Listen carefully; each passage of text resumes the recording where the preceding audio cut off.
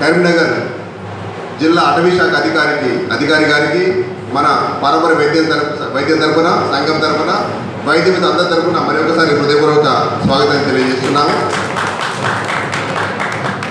అట్లాగే మన పారంపర్య వైద్య సభ్యులు ఆరూరి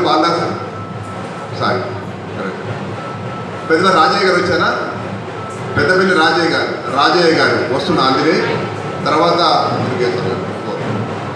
గౌరవమైన ఓషయ్య గారు ఆకునూరు మంత్ర సిద్ధి ఆయుర్వేద వైద్య నిపుణులు గౌరవమైన ఓషయ్య గారు తరతరాలుగా ఉన్నటువంటి వైద్యాన్ని, అంతరించిపోతున్న వైద్యాన్ని వెలికితీసి ఈ సమాజానికి అందిస్తున్న మహానుభావులు. వారితో అంతరించుకోకుండా ఈ సమాజానికి అందాలను ఒక అంకిత భావంతో సేవ చేస్తున్నారు. ఓషయ్య గారు తాతగారు రావాలి, కూర్చోండి. చాలా సంతోషం. అదేవిధంగా సింహాచలం లక్ష్మణస్వామి గారు మన జగిత్యాల వాస్తవులు హైదరాబాద్లో ఉన్నారు. వారు ఒక సంస్థను స్థాపించి ఆయుర్వేదాన్ని ప్రచారం చేయాలనే సంకల్పంతో చాలా పెద్ద ఎత్తున చేస్తూ ఉన్నారు. వారిని వేదిక రావాల్సిన ఆహ్వానిస్తున్నాము. వారు దాదాపు 1000 బుక్కలతో ఒక పుస్తకం రిలీజ్ చేస్తున్నారు. ఇక్కడ వైద్య బ్యానర్ కూడా వారిదే. కరీంనగర్ జిల్లా వ్యాప్తంగా కొన్ని వేల మందికి వారు వైద్యాన్ని అందించిన మహానుభావులు వారు సింహాచలం లక్ష్మణస్వామి గారు. వారిని రావాల్సిందిగా కోరుతున్నాను. అట్లాగే ఏ సుధాకర్ గారు శ్రీ యోగ వేదాంత పీఠం హైదరాబాద్ వారు మన భారతీయ సంస్కృతి సాంప్రదాయాలు ప్రచారం చేస్తూ ఆయుర్వేద జీవన విజ్ఞానాన్ని ప్రచారం చేసిన సుధాకర్ గారు వారు కూడా వేదిక మీద రావాల్సిందిగా కోరుతున్నాను. అట్లాగే నీలం మల్లేశం గారు నాడీ వైద్య నిపుణులు. వారు చాలా అద్భుత వైద్యం చేస్తున్నారు.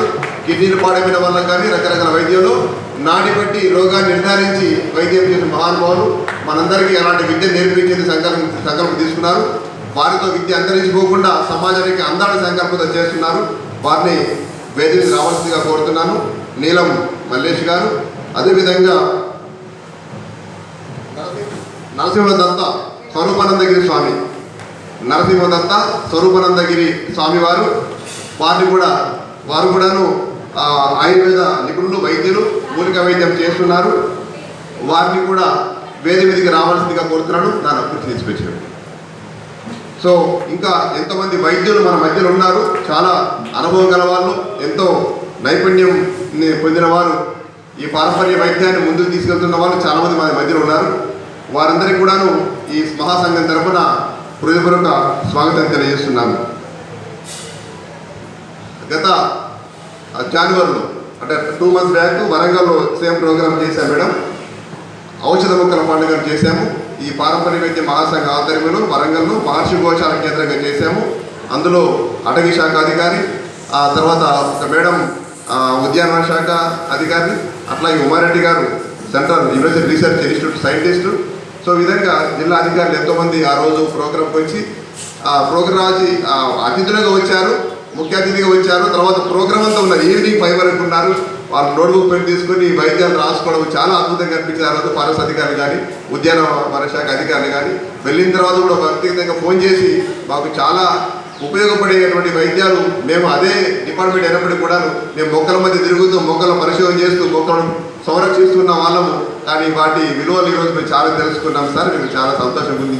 మళ్ళీ ఎప్పుడు మీరు వరంగల్ ప్రోగ్రాం చేసినా మమ్మల్ని ఆహ్వానించడం మేము వస్తాము, ఒక విద్య నేర్చుకోవడానికి వస్తామన్నారు. చాలా సంతోషం అనిపించిందమ్మా.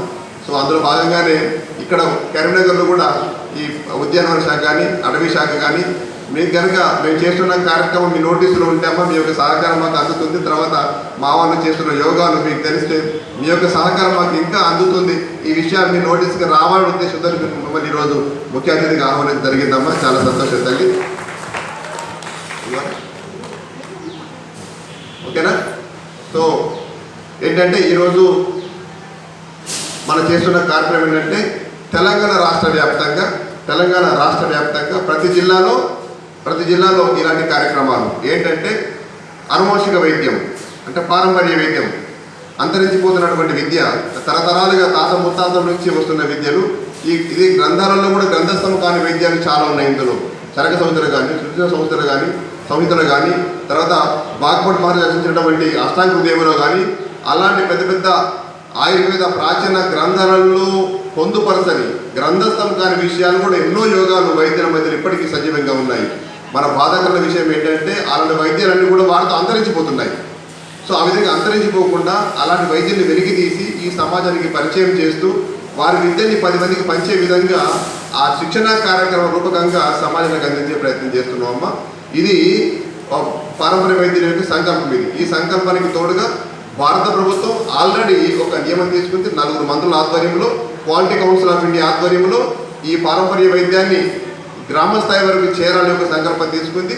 ఇంతేకాదు ప్రపంచ ఆరోగ్య సంస్థ WHO యొక్క గైడ్ లైన్స్ ఏంటంటే ధారా విజన్ 2047 అంటే రాబోయే 25 సంవత్సరాలలో దేశమంతా కూడాను ఆల్టర్నేటివ్ థెరపీ అంటే మళ్ళీ ఆయుర్వేదం ఇలాంటి ప్రాచీన వైద్య విధానాల వైపు మళ్ళీ మళ్ళాలి. ఎందుకంటే రాబోయే వాళ్ళ లెక్క ప్రకారం ఏంటంటే రాబోయే కొన్ని సంవత్సరాలలో అలోపతి వైద్యం పనిచేయదు, యాంటీబయాటిక్స్ మన బాడీకి పనిచేయదు. అలాంటి పరిస్థితులలో మనకు ఆల్రెడీ ఏమంటే మళ్ళీ ఈ ప్రకృతి వైద్యము, మన సాంప్రదాయ వైద్యము, మూలికా వైద్యం ఇవే మనకు అద్భుతంగా పనిచేసే అవకాశం ఉంది కనుక అలా నిర్ణయం తీసుకున్నారు. దాంట్లో భాగంగానే భారతదేశంలో కూడాను దేశవ్యాప్తంగా ఇది జరుగుతుంది. ప్రభుత్వం యొక్క నియమాల ప్రకారం, ప్రభుత్వం యొక్క గణాంకాల ప్రకారం 6 లక్షల మంది సాంప్రదాయ వైద్యులు మన దేశంలో ఉన్నారు. 6 లక్షల మంది. సో 6 లక్షల మంది కనుక ఈరోజు పూర్తి స్థాయిలో కనుక వారు వైద్యం మనం ఎంకరేజ్ చేస్తే కనుక, ప్రోత్సహిస్తే కనుక గ్రామ స్థాయి వరకు మళ్ళీ ఆయుర్వేదం పూర్వవైపు వస్తుంది. ఇలాంటి లక్షల ఖర్చు లేకుండా, కోట్ల రూపాయల ఖర్చు లేకుండా, ఎలాంటి సైడ్ ఎఫెక్ట్స్ లేకుండా మళ్ళీ పూర్వవైపు వస్తుంది. ప్రపంచంలో భారతదేశం అగ్రస్థానంలో ఉంటుంది అనే ఉద్దేశంతో కేంద్ర ప్రభుత్వం ద్వారా తీసుకున్న నిర్ణయం అది ఇప్పుడు జరుగుతుంది. 6 లక్షల మందిలో ఇప్పటి వరకు గుర్తించి ప్రభుత్వం ద్వారా సర్టిఫికేషన్ వచ్చింది ఎంతమందికి అంటే 1200 మంది అండి. కేవలం 1700 మందికి వచ్చింది 6 లక్షల మందిలో. అంటే ఇంకెంతమంది ఉన్నారో చూడండి. అంతమంది మనకు తెలియకుండా గ్రామాల స్థాయికి ఇంకా పనిచేస్తూ ఉన్నారు. సో దానికి ప్రభుత్వం ద్వారా TCHP అంటాం, traditional community health care provider, TCHP అంటాము. ఆ TCH సర్టిఫికేషన్ అనేది ఇప్పుడు ఆ సర్టిఫికేట్ కోసమని ఈ సంఘం ఆధ్వర్యంలో వాళ్ళందరికీ కూడాను చేయాలని సంకల్పం తీసుకున్నాము. సో ఇలాంటి కార్యక్రమాలకు కేంద్రంగా మన జిల్లా వ్యాప్తంగా మనం రాష్ట్ర వ్యాప్తంగా చేస్తూ ఉన్నాము. అందులో భాగంగానే ఈరోజు మనం కరీంనగర్లో కార్యక్రమం చేసినాము. కొంచెం లేట్ అయింది, కాలతీతమైంది. ఆ కార్యక్రమం దూరం ప్రాంతం నుంచి రావాలేక లేట్ అయింది. సో ఈ కార్యక్రమాన్ని ఈరోజు మనం ప్రారంభిస్తున్నాము. దానికి మన ముఖ్య అతిథి గారు, అదేవిధంగా వేదిక మీద పెద్దలు, అతిథులందరూ కలిసి జ్యోతి ప్రజ్వలన ద్వారా, అదేవిధంగా ధన్వంతరి పూజ ద్వారా మన కార్యక్రమం మొదలు పెట్టాల్సి కోరుతున్నాను. అందరూ ఒకసారి లేచి నిలబడితే మనం కార్యక్రమం మొదలు పెడదాము. జ్యోతి ప్రజ్వలన చేద్దాం. మేడం గారి చేతుల మీదుగా చెప్పాను, ముఖ్య అతిథి చేతుల మీదుగా చెప్పాను, వారి చేతుల మీదుగా, అదేవిధంగా వేదిక మీద పెద్దలు అందరం కలిసి చేస్తాము. జై ధన్వంతరి, జై ధన్వంతరి. అయ్యా మా జ్యోతి ప్రజ్వలన తర్వాత మీరు మాట్లాడతారు. తర్వాత జ్యోతి ప్రజ్వలన తర్వాత రెడీ ఉందా?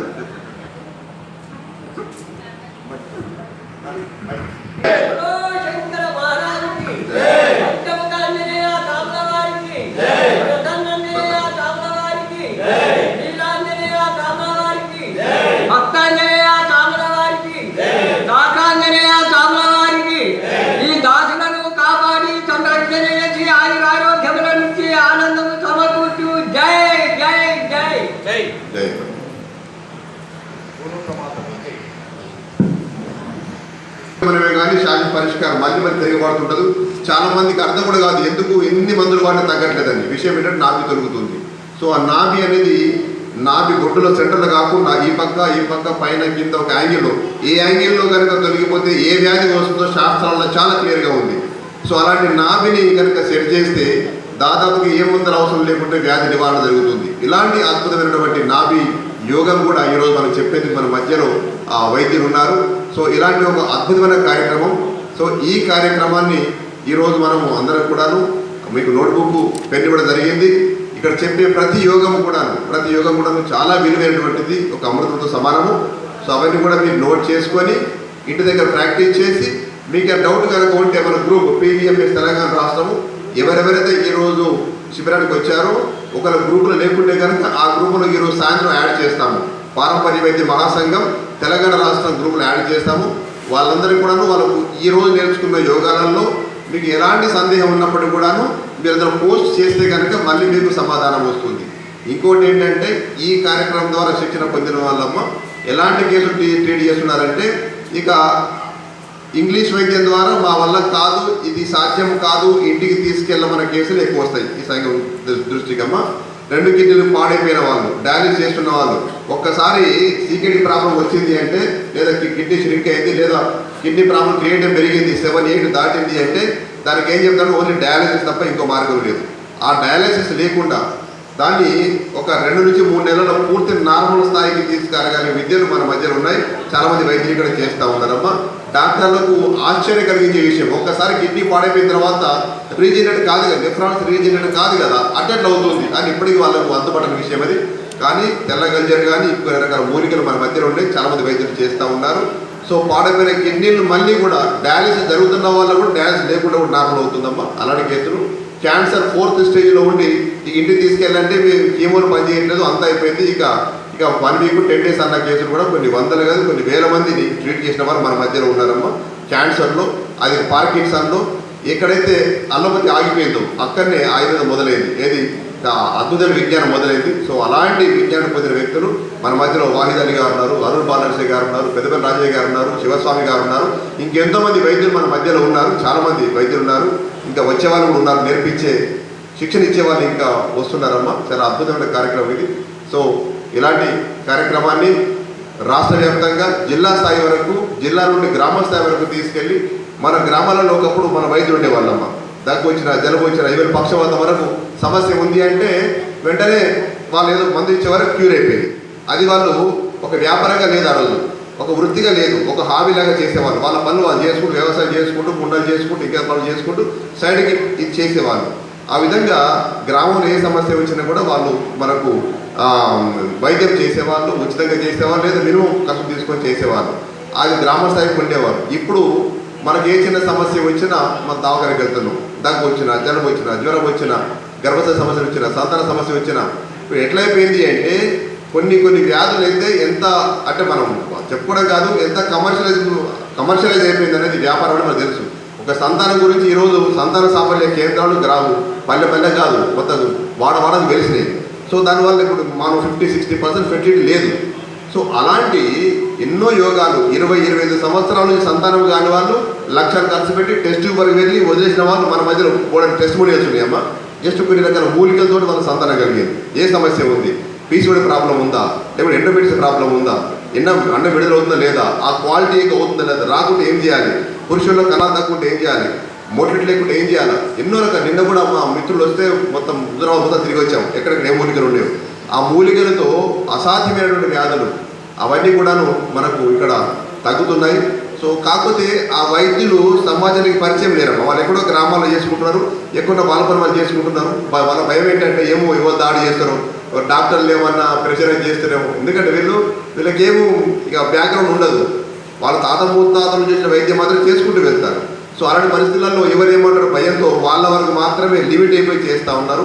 ఈరోజు ప్రభుత్వ దయ వల్ల తర్వాత మన భారతదేశంలో ఇప్పుడు ఒక మంచి మూమెంట్ వచ్చింది. ఏంటంటే ఇలాంటి వైద్యులు గ్రామ స్థాయి వరకు ఒక వ్యాధి గురించి చేసే వాళ్ళైనా, 2 వ్యాధుల గురించి చేసే వాళ్ళైనా, జాండీస్ గురించి చేసే వాళ్ళైనా, ఎముకలతో కట్టే వాళ్ళు కానీ, ఎలాంటి వాళ్ళు కానీ, ఎలాంటి వాళ్ళు దేని నైపుణ్యం ఉందో చూసి ఆ నైపుణ్యం గల వాళ్ళకు గవర్నమెంట్ ద్వారా వాళ్ళకి సర్టిఫికేషన్ ప్రోగ్రామ్ అమ్మ. ఇప్పుడు మన సౌత్ ఇండియాకి టీడీ యూనివర్సిటీ ఉంది, బెంగళూరులో ఉంది. టీడీ యూనివర్సిటీ ద్వారా హరిరామూర్తి గారు అని చెప్పి దాన్ని హెడ్ ఆఫ్ ది డిపార్ట్మెంట్ టీడీలో ఈ ఆయుర్వేద వింగ్కి సంబంధించి. సో దాంట్లో వారి యొక్క టీం ఉంది. ఎక్కడైతే మనం చేస్తున్నామో మనం అప్లై చేసుకుంటే కనుక వాళ్ళు మన దగ్గరకు వచ్చి చూసి వెరిఫై చేసి, రికార్డ్ వెరిఫై చేసి వాళ్ళు రికమెండ్ చేస్తే కనుక సర్టిఫికేట్ వస్తుంది. సో అలాంటి మధ్యలో ఉన్నారు. ఇప్పుడు వచ్చిన వాళ్ళు మన పెద్దపల్లి రాజయ్య గారు వచ్చారు. రాజయ్య గారు వేదిక మీద రావాలి అంటే కుర్చీలేనన్నా. పెద్దపల్లి రాజయ్య గారు మన పారపర వైద్య మహాసంఘం తెలంగాణ ఆంధ్ర కలిసి ఉన్నప్పుడు వాళ్ళు సెక్రటరీగా చేశారు. ఇప్పటికీ ఒక పదవిలో తెలంగాణ ఆంధ్ర రాష్ట్రంలో ఉన్నారు. సో ఈరోజు రాజయ్య గారు మన పెద్దపల్లి ఇక్కడ వారిది అయితే రాజయ్య గారు వారి వేదిక రావాలని కోరుతున్నాను. అట్లాగే దుర్గయ్య స్వామి గారు మంచిర్యాల దగ్గర అడవులలో మహారాష్ట్ర బార్డర్లో ఉంటారు. గోండు వాళ్ళకు వైద్యం చేస్తారు, చాలా అద్భుతమైన వ్యక్తి. వారిని వేదిక మీద రావాలని కోరుతున్నాను. వారి ద్వారా మనకు ఎన్నో విద్యలు నేర్చుకునేది ఉంది. ఈరోజు వారు శివభక్తులు, శివస్వాములు, వారు అద్భుతమైన జ్ఞానం ఉంది వారి లోపల. కిడ్నీ ఫెయిల్ అయిన వాళ్ళమ్మ జస్ట్ చేస్తారు. కిడ్నీ ఫెయిల్ అయిన వాళ్ళు ఇట్లా ఆడుకుంటారు వాళ్ళతో. జస్ట్ 2-3 మందులు కిడ్నీ మందు మరి బాగా అయిపోతాయి. అసలు అది మన ఊహ కూడా అందదు, అది మనకు లాజిక్ అందరి విషయాలు ఇవన్నీ కూడా. అలా మనం కళ ముందు చూడొచ్చు. మనం కరోనా పీరియడ్లో ఆయన అడవుల్లో ఉంటాడు, అడవిలోనే ఇల్లు ఉంది వాళ్ళకి, ఇక దాడితే మొత్తం మహారాష్ట్రనే. అడవుల్లో ఆయన వరకు వచ్చి పడిపోయి ఇక ప్రాణం పోతుందన్న కేసులో కూడా పడిపోయిన వ్యక్తిని ఇక ఆక్సిజన్ అందాక వెంటిలేటర్కి వెళ్ళాల్సిన కేసులలో ఇక ప్రాణం పోతానని టేకప్ చేసి బాగు చేసినాడు. కొన్ని వేల మంది బాగు చేశాడు ఆయన. ఆ చిరంజీవి స్వామికి ఫార్ములా ఇస్తే దేశమంతా బాగుంటుంది ప్లాన్ చేశారు వాళ్ళు. చిరంజీవి స్వామికి ఎందుకు అట్ట చేసినాడంటే, నేను చెప్తే ఎవరు వినరు కదా, ఒక సంస్థ అధినేత సమాజంలో గొప్ప పేరున్న వ్యక్తి కనుక చేస్తే అందరికి అందుతుంది కనుక చేద్దామని ఎన్ని ప్రయత్నాలు చేసినా వీరికి అక్కడ అనుమతి దొరకలేదు. ఎందుకంటే పెద్ద కోటి ఉంటుంది వాళ్ళకి. సో ఎవరు ఆయన దగ్గర రానివ్వలేదు. ఈ ఫార్ములాస్ అన్నీ కూడా ఈ సమాజానికి అందాలి అని చెప్పి సంకల్పం తీసుకున్నాడు. కొన్ని వేల మందిని స్వయంగా అడవులను బతికించాడు ఆయన. మహాత్ముడు మన మధ్య ఉన్నారు, దుర్గయ్య స్వామి గారు, వారిని కూడా ఈరోజు ఆహ్వానిస్తున్నాం. సో ఇలాంటి వాళ్ళు మన ఎంతోమంది సమాజం ఉన్నారు. సరే, కలియుగం కావచ్చు, మా గురువులు అంటారు కలి ప్రభావం ఉంటుంది కదా, కలి ప్రభావం వల్ల మనకి మంచి ఎప్పుడు కూడాను చాలా స్లోగా స్ప్రెడ్ అవుతుంది. చెడు అనేది చాలా ఒక ఫైర్ లాగా వెళ్తుంది. మంచి అనేది ఈ కాలంలో స్లోగా వెళ్తుంది. కానీ మన ప్రయత్నం వదలొద్దు, మన పట్టుదల వదలొద్దు. ఈ జ్ఞానాన్ని అంతరించిపోకుండా రాబోయే తరానికి అందించాలి. రాబోయే తరం అంతా మన పిల్లలు కానీ మనవలు కానీ మనవరాలు కానీ రాబోయే తరం అంతా కూడా మళ్ళీ ఆయుర్వేదం జరగాల. ఒకప్పుడు ఎట్లా ఉండదు పూర్వవైపు మళ్ళీ రావాలా. అందరం ఇంటింట ఆయుర్వేదం జరగాల.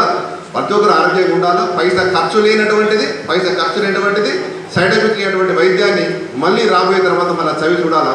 మళ్ళీ ఆ యుగం రావాలని సంకల్పం తీసుకున్నాం. దాని కొరకు ఎంతో కొన్ని వందల మంది వేల మంది వైద్యులు కృషి చేస్తున్నారమ్మా. దాంట్లో భాగంగానే ఈరోజు మనం కర్నూలు సత్సంగం చేస్తున్నాము. సో ఈనాటి కార్యక్రమానికి వచ్చినటువంటి ముఖ్య అతిథి గారు బాలమణి గారు, అదేవిధంగా మిగిలిన అతిథులందరికీ నేను హృదయ ధన్యవాదాలు తెలియజేస్తున్నాను. ఈరోజు ఈ కార్యక్రమం వీక్షించి నోట్స్ రాసుకొని వాళ్ళు వైద్యం చేసి 10 మందికి వైద్యాన్ని నేర్పించడానికి వచ్చారు. మీ అందరూ కూడా తెలుసు వచ్చి హృదయపూర్వకంగా ధన్యవాదాలు తెలియజేస్తున్నాను. 1-2 వైద్యాలు యోగాలు అయిన తర్వాత అప్పుడు మేడం గారితో కాస్త కూర్చొని ఒక అరగంట అవుతారు కదా, మీరు వింటారు మా వైద్యుల యొక్క అనుభవాలు వింటారు కాస్త.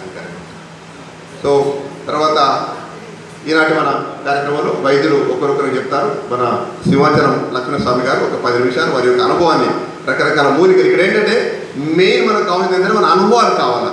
మన గ్రంథాల్లో చాలా విషయాలు ఉన్నాయి, మీ అనుభవం ఏం తెలియదు. వారు కొన్ని వేల మందికి వైద్యం చేశారు. చేయడమే కాదు, ఇక్కడ జగిత్యాల దగ్గర ఒక చిన్న విలేజ్లో అమృతనిర్గుడి కషాయం పోస్తూ చాలా వైద్యం చేస్తుండేవారు. ఈరోజు హైదరాబాద్ సెటిల్ అయి పెద్ద ఎత్తున అక్కడ కొన్ని ప్రొడక్ట్స్ పేటెంట్ తీసుకున్నారు. కొన్ని దాదాపు 60-70 లైసెన్సులు తీసుకున్నారు. పెద్ద తెలంగాణ రాష్ట్ర వ్యాప్తంగా మంచి పేరుండే వ్యక్తి వారు. ఈరోజు ఏంటంటే ఒక సంకల్పం తీసుకున్నారు. ఈ కార్యక్రమాలు మా జిల్లాలో జరగాలని ఫస్ట్ సంకల్పం తీసుకున్నారు లక్ష్మణస్వామి గారు. ఈరోజు వారి జిల్లాలో పెడుతున్నాము, కర్నూలు జిల్లాలో ఏర్పాటు చేశాము. సో వారు సంకల్పం ఏంటంటే ఈ విద్యలన్నీ కూడా ఇంతకాలం నేను ఎంత సంపాదించుకున్నా చాలా చేశాను. ఈరోజు ఇక సమాజంలోకి ఫార్ములాస్ వెళ్ళాలి, ఈ అనుభవాలన్నీ కూడా ప్రజల్లోకి వెళ్ళాలనే సంకల్పం తీసుకున్నారు. చాలామందికి అనుభవం ఏంటంటే ఈ ఆయుర్వేద వైద్యులు ఏ వైద్యం చెప్పరు, వాళ్ళ వరకు పెట్టుకుంటారు, దాచుకుంటారు అని అంటారు. ఆ తరం పోయింది. ఈ తర్వాత ఏంటంటే కొత్త తరం. అన్ని ఈ ఫార్ములాస్ అన్నీ గ్రామ స్థాయి వరకు వెళ్ళాలి, ప్రతి ఒక్కరికి వెళ్ళాలి, ఇంటింటే వెళ్ళాలి. ఆరోగ్య సమాజం కావాలని సంకల్పం తీసుకున్నారు. అందులో భాగంగా లక్ష్మణస్వామి గారిని వారి అనుభవాన్ని ఒక 10 నిమిషాలలో వారి యొక్క కొన్ని ఫార్ములాస్ చెప్తే మనందరం కూడా నోట్ చేసుకుందాము, వాటిని ఫాలో అవుదాము. మంచి ఫార్ములాస్ మన మధ్యలో ఉన్నాయి. ఇక చాలామంది సాయంత్రం 5 గంటల వరకు కొనసాగుతుంది ప్రోగ్రామ్ ఇది. ఓకేనా? వారి అనుభవం చెప్పాల్సిందిగా మేము తరఫున వారిని కోరుకుంటున్నాను. అందరికీ నమస్తే. నా పేరు లక్ష్మణ్ స్వామి. పారంపర వైద్య మహాసంఘం మీకు దీనికి మీరు వచ్చినందుకు చాలా సంతోషంగా ఉంది. ఆయుర్వేదానికి మూల కారణము ముఖ్యము కావాల్సింది మనకు మొక్కలు. ఆ మొక్కల గురించి చిన్నప్పటి నుంచి నాన్న ద్వారా కానీ తాత ద్వారా కానీ మొక్కల సేకరణ నాకు ఒక హాబీగా ఉండేది. ఇప్పటి వరకు ఈరోజు వరకు టేబుల్ మీద బుక్స్ ఉన్నాయి 1000 మొక్కలను కంప్లీట్ చేసిన. 1000 మొక్కల ఫోటోలు తీసి ఒక ఆల్బమ్ తయారు చేసిన. ప్రతి మొక్క మనం గుర్తుపట్టాలి, ఎలా గుర్తుపట్టాలి, ఎలా శుద్ధి చేయాలి, ఎలా వాడుకోవాలి, ఎంత మోతాదు ఇవ్వాలి, ఏ వ్యాధికి ఏ ఔషధాన్ని ఏ రోజు తీసి ఏ విధంగా శుద్ధి చేసి ఏ విధంగా ఇవ్వాలి అనేది నాన్న ద్వారా తాత ద్వారా నేను నేర్చుకున్నాను. మాది వీరాంజనేయ ఆయుర్వేద ఫార్మసీ నారపల్లిలో ఉంది. చాలా పేటెంట్ మెడిసిన్ కూడా ఉన్నాయి. డయాబెటిక్ పేటెంట్ మెడిసిన్ మధుధ్వంసి ఉంది. తర్వాత జాండీస్ కానీ సోరియాసిస్ కానీ చాలా వాటికి మా దగ్గర పేటెంట్ మెడిసిన్ ఉన్నాయి. ముఖ్యంగా ఔషధ మొక్కలు సరిగ్గా గుర్తుపట్టలేక చాలామంది ఇబ్బందులు పడుకుంటూ మా దగ్గరికి వస్తుంటారు. ఆయుర్వేద కాలేజ్ యూనివర్సిటీ నుంచి కూడా స్టూడెంట్స్ వస్తుంటారు. అశ్వగంధ మొక్క కూడా తెలియని వాళ్ళు కొంతమంది స్టూడెంట్స్ చాలా ఇబ్బంది పడుతూ ఎలా ఉంటుందో చూపెట్టమని మా దగ్గరికి వచ్చి తెలుసుకొని పోయి ఎంతో సంతోషపడుతూ ఉంటారు. ముఖ్యంగా మా తాతనైతే ఈ ముస్లిం వైద్యులకు వైద్యం చేసినప్పుడు ముస్లిం మహిళలు ఇంట్లో ఉండేవారంట, వాళ్ళు బయటకు వచ్చేవారు కాదు. వారి చేతికి ఒక దారం కట్టి ఆ దారాన్ని బయటకు తీసుకొచ్చి ఆ దారాన్ని పట్టుకొని పల్సు చెప్పేవారంట మా తాతగారు. నాన్నగారు దారి వంటి వెళ్తే ఏ మొక్క అడిగినా తెలియదు అనొద్దు అనే పద్ధతిలో డగడగడగడగ చెప్పుకుంటేవాడు.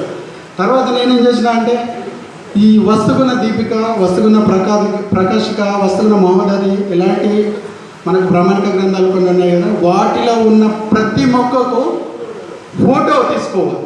చాలామంది వస్తుగుణ ప్రకాశిక మీరు అందరూ చదివే ఉంటారు, చూసే ఉంటారు. దాంట్లో మొక్కల గురించి వివరంగా ఉంటుంది, కానీ మొక్క ఫోటో ఉండదు. మొక్క ఫోటోలు ఎట్లా సేకరించాలని అప్పటి నుంచి ఈ 105 మొక్కల ఫ్లెక్సీ కూడా రామ్దేవ్ బాబా ఆశ్రమంలో కూడా అప్పుడు పెట్టాము. తర్వాత మన గురువుగారు ఎల్చూరి గురువుగారు ఉన్నప్పుడు వారి పుస్తకము వనమూలిక వేదం పుస్తకంలో కూడా దాదాపు 90కి పైగా మొక్కలు మనం ఇచ్చినవే, దాంట్లో కూడా వారు రాశారు. ఇలా మన మొక్కల గురించి మనకు బాగా తెలిసి ఉంటే అవి ఎక్కడ దొరుకుతాయి, ఎప్పుడు తెచ్చుకోవాలి, ఎలా శుద్ధి చేసుకోవాలి తెలుసుంటే ప్రతి వ్యాధికి మనము చికిత్స చేయడం ఈజీగా ఉంటుంది. ముఖ్యంగా నాకు ఆయుర్వేదం మీద బాగా ఇంట్రెస్ట్ ఎప్పుడు మొదలైందంటే మా ఊర్లో ఒకసారి ఒక అతనికి తీవ్రమైన ఆస్తమా వచ్చి చావు బ్రతుకుల మధ్యలో కొట్టుమిట్టాడుతున్నప్పుడు మా నాన్న దగ్గరికి వచ్చాడు. ఇంజక్షన్లు ఇచ్చినా లోకల్ వైద్యం ఏం చేసినా పనిచేయలేదు. ఇక అతనికి శ్వాస అందట్లేదు, బహుశా చనిపోతాడేమో, ఏదన్నా చెప్పి బ్రతికించండి అని మా నాన్న దగ్గరికి వస్తే మా నాన్న నెమలి ఈకల విసనకర్ర ఉంటుండే ఊర్లలో, వాటిని కాల్చి భస్మం చేసి తేనెతో ఇస్తే వితిన్ 10 minutesలో అతను ఎప్పట్లాగా అయి అతనికి పునర్జీవనం, మళ్ళీ చనిపోయి అతను బతికే విధంగా అతను మామూలుగా అవడం చూసినప్పటి నుంచి నాకు చాలా ఇంట్రెస్ట్ కుదిరింది. ఇంత అద్భుతాలు ఆయుర్వేదంలో ఉన్నప్పుడు, ఇంత గొప్ప గొప్ప విషయాలు ఉన్నప్పుడు, ప్రపంచమంతా ఆయుర్వేదం వైపు చూస్తున్నప్పుడు, కరోనా లాంటి మహమ్మారి వచ్చినప్పుడు ప్రత్యామ్నాయం లేకుండా ఆల్టర్నేటివ్ వైపు చూస్తున్నప్పుడు, మన దగ్గర ఇన్ని అద్భుతాలు ఉన్నప్పుడు మన మొక్కలు ప్రపంచానికి తెలియజెప్పాలి, మనం తెలుసుకోవాలి, వాటిని పెంచాలి. ముఖ్యంగా వైద్యులకు ఇప్పుడు వచ్చిన పెద్ద ప్రాబ్లం ఏంటంటే మొక్కలు దొరకవు. ఆస్తమా ఉంది. ఆస్తమాకు జనరల్గా అందరికీ తెలిసిన ఒక అద్భుతమైన మొక్క ఏంటి చెప్పండి? సుధాకర్ అడ్డసారం. ఎక్సలెంట్ అమ్మ, వైద్య మాత అంటే మన ఇంట్లో ఒక అడ్డసారం మొక్క ఉంటే ఒక మొక్క చాలండి, దాని రసం తీసుకొని తేనెతో ఇస్తే ఆస్తమా ఖచ్చితంగా తగ్గుతుంది.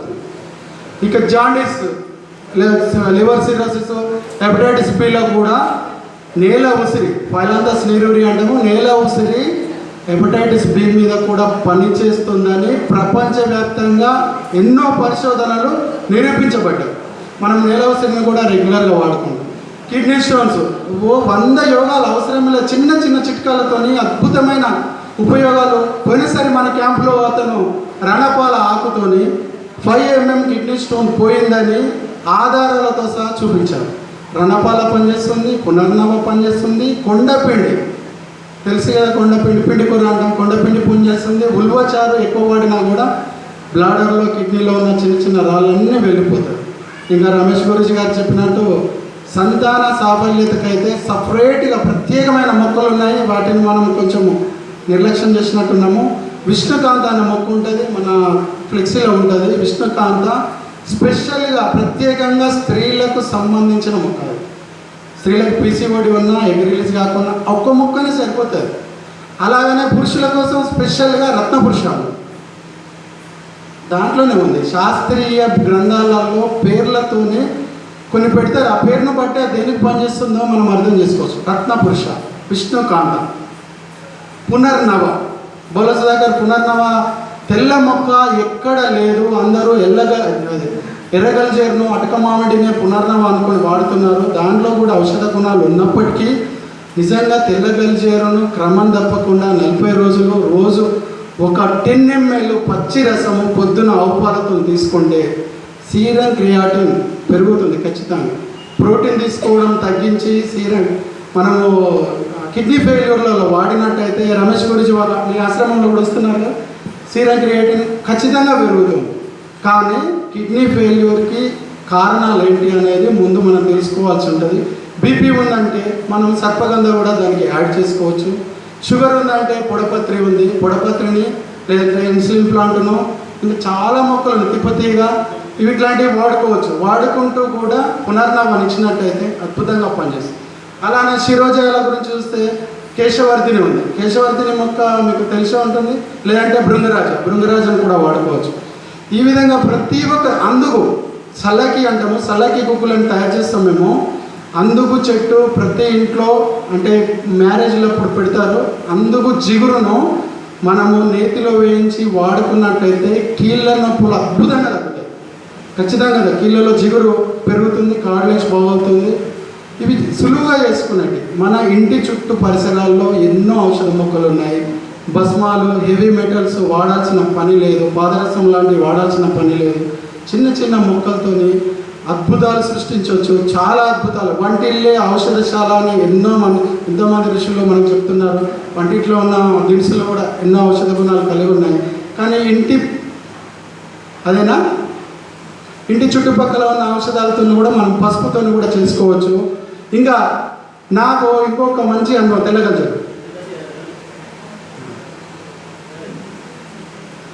తెల్లగల్జేరు గురించి ప్రతి క్యాంపులో ప్రత్యేకంగా ఎందుకు చెప్తున్నామంటే ఈ మొక్క కొందరి కిడ్నీలను కాపాడినా మన ప్రోగ్రాంకు ఎంతో కొంత మేలు జరిగినట్టు. తెల్లగల్జేరు ఆకు మొదట్లో గుత్తులుగా ఉంటాయి. మామూలు నాసజంగా కానీ ఒక చెట్టును తీసుకొచ్చి తెల్లగల్జేరు యూట్యూబ్లో ఉండే అన్ని చెట్లు 90% తప్పుడు చెట్లను ప్రచారం చేస్తున్నారు. మనం జాగ్రత్తగా పునర్నవ ఎలా ఉంటుంది, ఎట్లా వాడాలి, ఎట్లా తెంపుకోవాలి. దీనికి విరేచన గుణం ఉంటుంది, మూత్రాన్ని సాఫీ చేసే గుణం ఉంటుంది. ఇది తింటే అలాంటి గుణం రాకపోతే తెల్లగల్జేరు కానట్టే. ఇంతకుముందు సార్ చెప్పారు వాత జిల్లేడు. చిన్నప్పుడు మా అమ్మ మోషన్ ఫ్రీ లేకపోతే వాత జిల్లేడు ఆకులను చట్నీగా నూరి పెడితే ఫ్రీగా 3 times మోషన్ ఫ్రీ అయ్యేది. మీరే కదా చెప్పింది వాత జిల్లేడు. అద్భుతమైన మొక్క.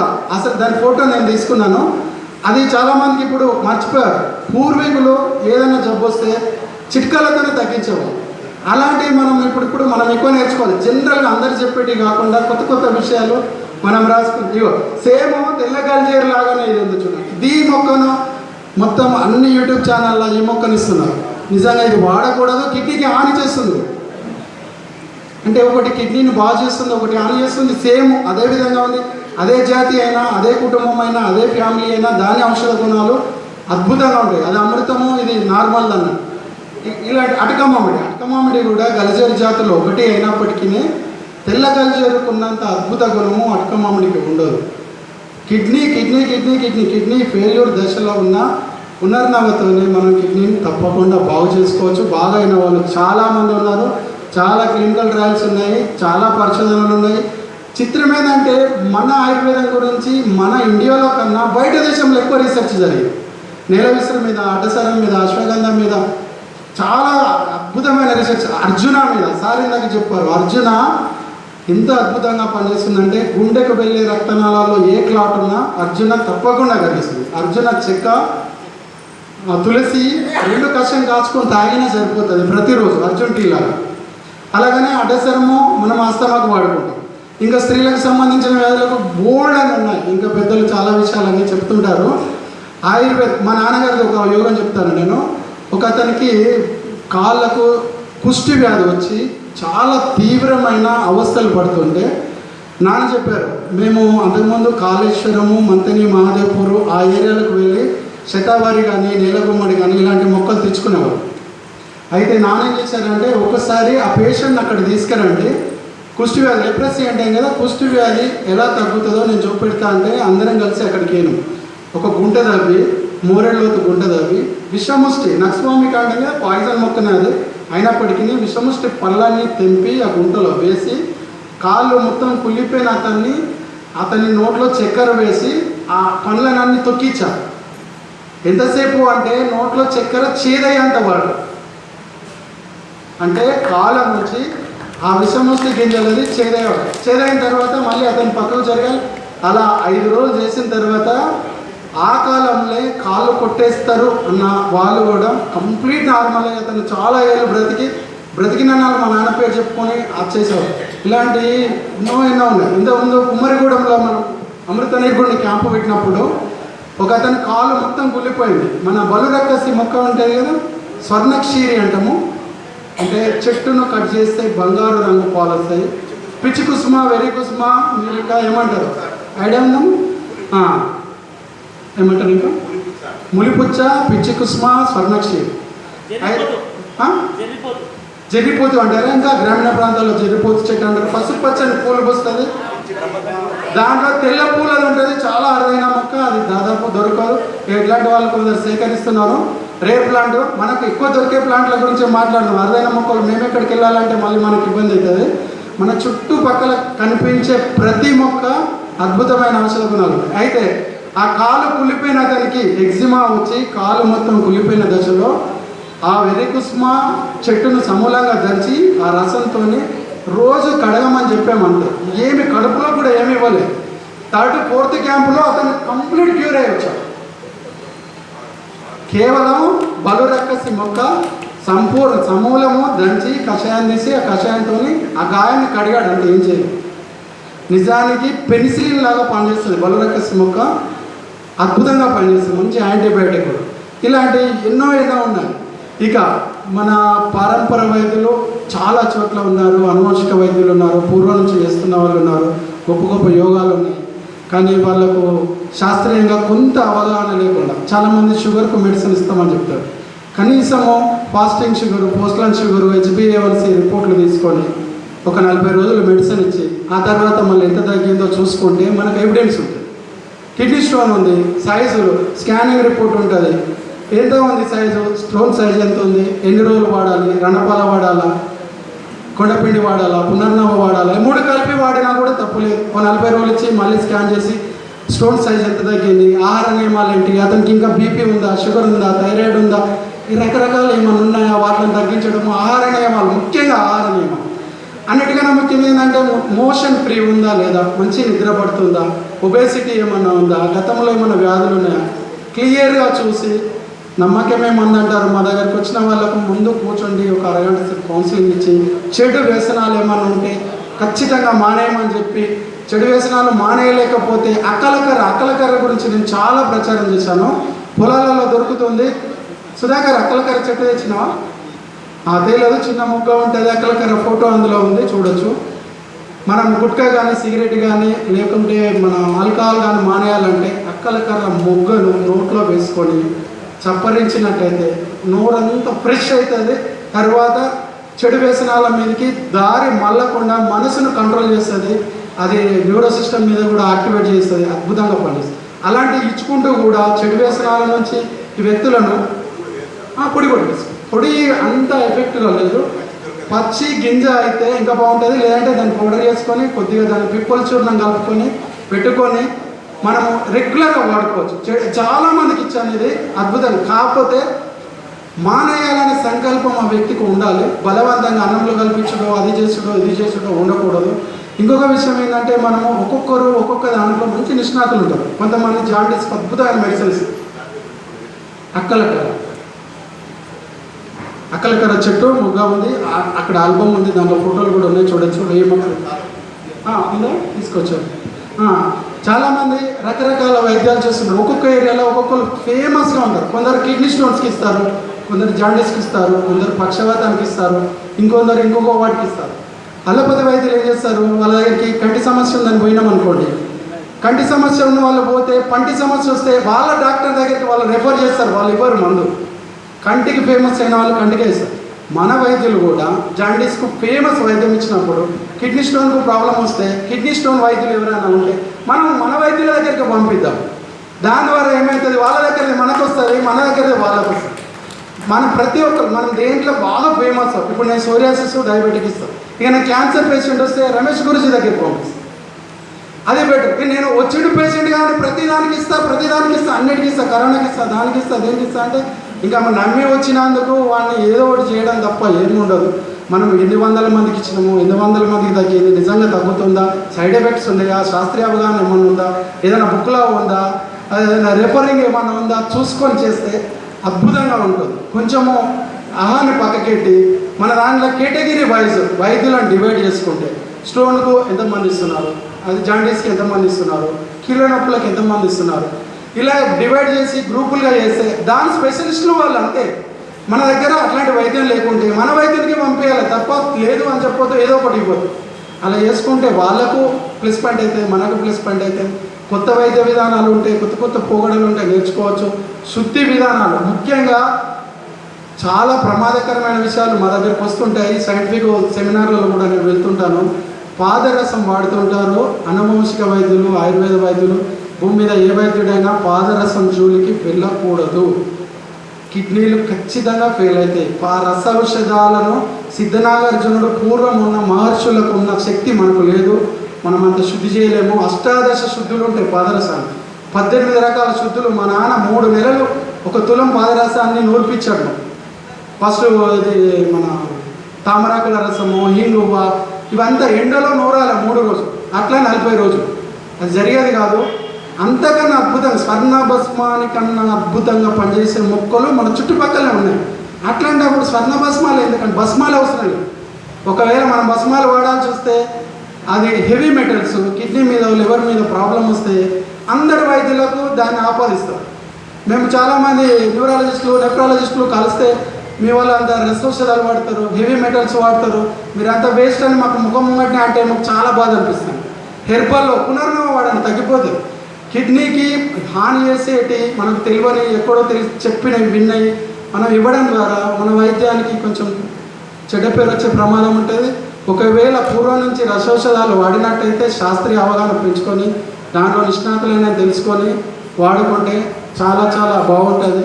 మనకు తెలిసిన వైద్యాన్ని ఇంకా మనకు తెలిసిన వాళ్ళు ఉంటే వాళ్ళ ద్వారా తెలుసుకొని మరింత అద్భుతంగా కొత్త నాకు అన్నీ తెలుసు అని ఎప్పుడు అనుకోకుండా నాకు 1000 మొక్కలు తెలిసిన నాకు 5000 మొక్కల డాటా వచ్చింది. మళ్ళీ ఆయుష్ వాళ్ళు ఇచ్చారు ప్రతి చోట నుంచి. అప్పుడు 100 మొక్కలే అద్భుతం అనుకున్నాను, ఇప్పుడు 1000 మొక్కలు ఆల్రెడీ ప్రింట్ చేసినాను, 5000 మొక్కలు కూడా వచ్చాయి. సుధాకర్ అయితే ఇంకా ఉన్నాయి సార్, ఇన్నంటే అన్నిస్తాడు. అనంతము ప్రకృతిలో అనంతము. ప్రకృతి ప్రతి వ్యాధికి మెడిసిన్ ఇచ్చింది, మనం గుర్తించడంలో లోపం ఉంటుంది తప్ప ప్రతిదానికి పరిష్కారం ప్రకృతిలోనే ఉంటుంది. ప్రపంచవ్యాప్తంగా అది నిరూపించబడింది. ప్రతి చోట అలోపతి మెడిసిన్ ముఖ్యంగా వెస్ట్రన్ కంట్రీలో పనిచేయడం లేదంట. ఇక వాళ్ళ చూపు అంతా భారతదేశం పైనే ఉంది. మనం ఇదే టైంలో నిజాయితీగా మన దగ్గర ఉన్న ఔషధ గుణాలని మనం ఒక క్రమశిక్షణతోని ఒక వైజ్ఞానిక దృక్పథంతో నేర్చుకున్నట్టయితే ఇంకా ముందుకెళ్ళొచ్చు. ఆయుర్వేదాన్ని ప్రపంచవ్యాప్తంగా చేయొచ్చు. ఎన్నో అద్భుతాలు ఆయుర్వేదంలో ఎన్నో ఉన్నాయండి.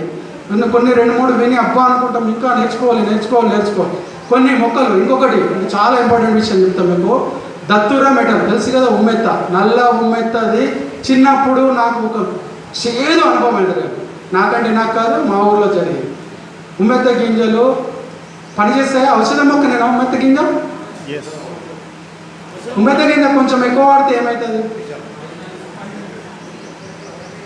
ఎంత డేంజర్ అంటే మనకు విషమూలికల గురించి చెప్పేవాళ్ళు లేరు. పచ్చగన్నేరు, ఉమ్మెత్త, ఎంబీబీఎస్ పుస్తకాలలో ఇట్లాంటి విషమూలికల గురించి ఒక స్పెషల్ అధ్యాయం ఉంది. మా పాప ఎంబీబీఎస్ కాబట్టి వాళ్ళ పుస్తకాలలో చూస్తా, అతి భయంకరంగా ఉంటుంది. దత్తూర మెటల్ గురించి నాకు చెప్పింది మా పాప, అది నేను చిన్నప్పుడే చూసిన. ఉమ్మెత్త గింజలు వాతానికి పనిచేస్తాయి అంటే అది ఆవగింజంత ఇవ్వాలంటే మా ఫ్రెండ్ 10 గ్రాములు పౌడర్ ఇచ్చింది. 3కి ఇస్తే ఒకతనికి పక్షవాతం వచ్చింది, ఒకతను చనిపోయాడు, ఒకతను రాత్రి లేసి ఎద్దుకు పాలు వెండడం, వస్తుగుణ దీపికలో ఏం రాసిందో అదే జరిగింది. కళ్ళు పెద్ద కావడము, ఎద్దుకు మెమరీ రివర్స్. అమ్మాయిని అబ్బాయి వాళ్ళ చెల్లెను భార్య అంటుండ్రు, భార్యను చెల్లె చాలా సీరియస్ అయింది. విరుగుడు కోసం నాన్న దగ్గరకు వస్తే వాకుడు గింజల కషాయాన్ని దంచి రసం తీసి పాలలో కల్పిస్తే ఒకతను బతికింది, కానీ ఇద్దరు లైఫ్లో జీవితం వృధా అయిపోయింది. చిన్న మొక్క ఎంత డేంజర్ చూడండి. దాని గురించి ఉమ్మెత్త మంచిదే అంటే సరిపోదు, డోసులు ఖచ్చితంగా తెలుసుకోవాలి. ఇట్లాంటివి చాలా ఉంటాయి. ఇంతకుముందు సార్ కూడా కొన్ని చెప్పారు. దాంట్లో కూడా కొంచెం ఎక్కువ డోస్ అయితే ఏమవుతుంది, కొందరికి పడకుండా ఏమవుతుంది, ఇవి కొన్ని తెలుసుకుంటే ఏం తప్పేం లేదు, తెలుసుకోవచ్చు. చాలా ఆ ఇన్ఫర్మేషన్ మనకు ఉన్నది, ఆ యూనివర్సిటీలో కూడా ఉన్న ఇన్ఫర్మేషన్ ఉన్నది. రాంగ్ ఇన్ఫర్మేషన్ తెలుసుకుంటారు. ఇప్పుడు తెల్లగలిజేది ఇదే తెల్లగలిజేరు అని వాడతారు, ఏం పని చేయదు, కిడ్నీ ప్రాబ్లం నిజంగానే సీరియస్ అవుతుంది, చనిపోతాడు. దానికి బాధ్యత మనమే అవుతాం. నిజంగా తెల్లగలిజేరు అని తెలిసి ఉంటే మనం చెప్తే మన వంతు బాధ్యతగా ఉంటుంది, అతను బ్రతికిచ్చినట్టయితే. అట్లనే ప్రతి విషయంలో కూడా ఇది ఖచ్చితంగా నిరూపించబడుతుంది. అశ్వగంధ కానీ సిద్ధారి కానీ ఒరిజినల్ మొక్కల్ని మనం పెంచుకోవాలి. ప్రతి వైద్యుడు అతని ఆవరణలో వైద్యమాతను ముందు అడసన చెట్టును పెంచుకోవాలంట. ఇంకా ఒక 10 మొక్కలన్నా మనకు రెగ్యులర్గా పనికొచ్చే మొక్కలను ఆర్గానిక్ పద్ధతిలో పెంచుకొని మనం తయారు చేసుకొని వాడడము చాలా ఉత్తమము. ఆయుర్వేదంకి అద్భుతమైన భవిష్యత్తు ఉంది, ఫ్యూచర్ ఉంది. ఆయుర్వేదంతో తగ్గంది అంటూ ఏది ఉండదు. చేయాల్సినంత మనకు క్రమశిక్షణ ఉండాలి, బాధ్యత ఉండాలి, కొంచెం ఈగో ఉండకూడదు. తెలియని విషయాల్ని మనం పేషెంట్ల మీద ప్రయోగాలు చేయకూడదు. అడవులలో ఇప్పుడు మోదుగు పూలు వస్తున్నాయి, ప్రతి ఒక్కరూ మోదుగు పూలు సేకరించుకొని పెట్టుకొని రోజు కుప్పడంత మోదుగు పూల కషాయం తాగితే మొత్తం కంప్లీట్ బాడీ శుద్ధి అయిపోతుంది.